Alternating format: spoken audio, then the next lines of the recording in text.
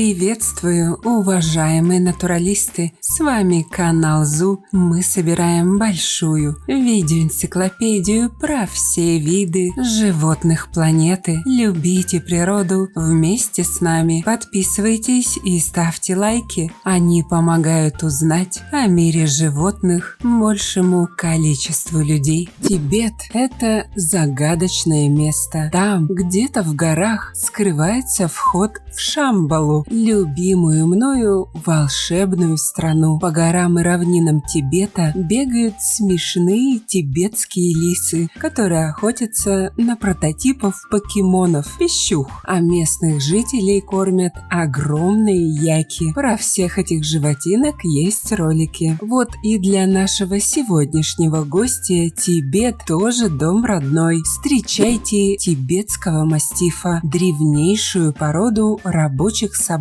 которая была сторожевой собакой еще в тибетских монастырях и помогала кочевникам в Гималайских горах. Ну а благодаря магии науки великие умы узнали, что порода появилась аж 58 тысяч лет назад. Начиная с первых упоминаний, еще в античные времена эта порода всегда была окружена мифами и легендами. Аристотель, Марко Поло в своих знаменитых записках о путешествии в Азию, а также все остальные исторические летописи воспевают физическую и ментальную природную силу и мощь тибетских мастифов. Существует мнение, что тибетский мастиф является родоначальником всех пород, относящихся к группе молоссов. Даже лай тибетского мастифа считается уникальным и высоко ценным признаком породы. Археологические находки, кости и черепа позволяют говорить о том, что предки мастифов шагали бок о бок с людьми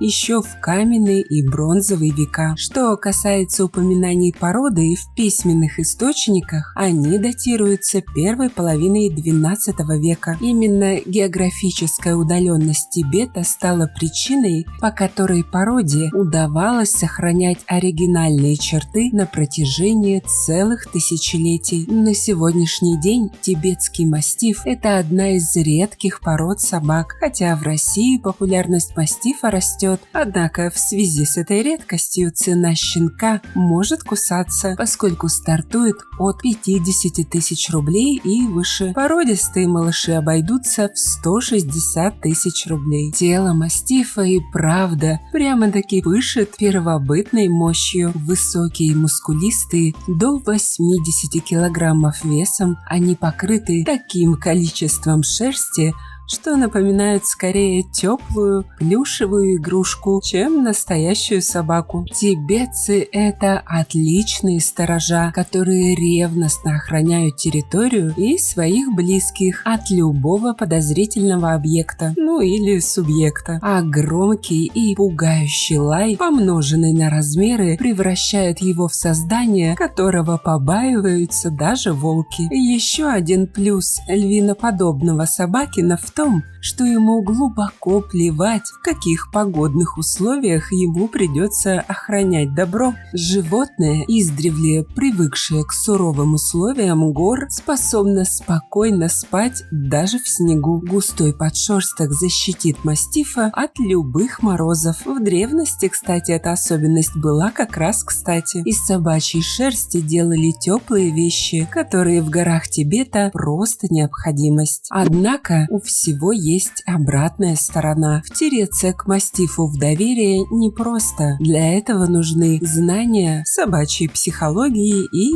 интуиция. Именно это позволит наладить общение с пушистым гигантом. Единственные, кому это почти всегда дается легко, дети. По отношению к ним четвероногий друг проявляет несвойственную его нраву нежность и заботу. Выведенные для охраны, эти собаки предпочитают предпочитают бодрствовать по ночам, отсыпаясь в дневное время. Собака располагает несокрушимым чувством собственного достоинства и требует соответствующего отношения к своей особе не как к домашнему животному, а как к равному существу. Мастиф не склонен проявлять нервозность, трусость или безосновательную агрессию, как представители маленьких пород собак. Это сдержанное и самостоятельное животное, которое ведет себя с королевским достоинством и никогда не лает по пустякам. Представители этой породы проявляют доминантность по отношению к другим домашним животным. Исключение составляют питомцы, вместе с которыми рос тибетец. В этом случае собака считает их членами своей стаи. Это относится в равной степени как к кошкам, так и к другим породам собак. Поэтому не рекомендуется заводить новых животных, если в вашем доме уже живет взрослый мастиф. В этом случае соперничества не избежать. Тибетский мастиф по праву считается достоянием таинственного уголка земного шара, крыши мира под названием Тибет. Представители этой породы слывут надежными и бесстрашными защитниками, которые не лишены чувства собственного достоинства и независимого характера. Глядя на угрожающую внешность собаки, трудно предположить, что эта порода одна из самых дружелюбных и преданных. Многовековой дуэт человека и мастифа научил последнего проявлять недюжее терпение и понимание. А вам понравился такой пушистый гигант? Напишите в комментах.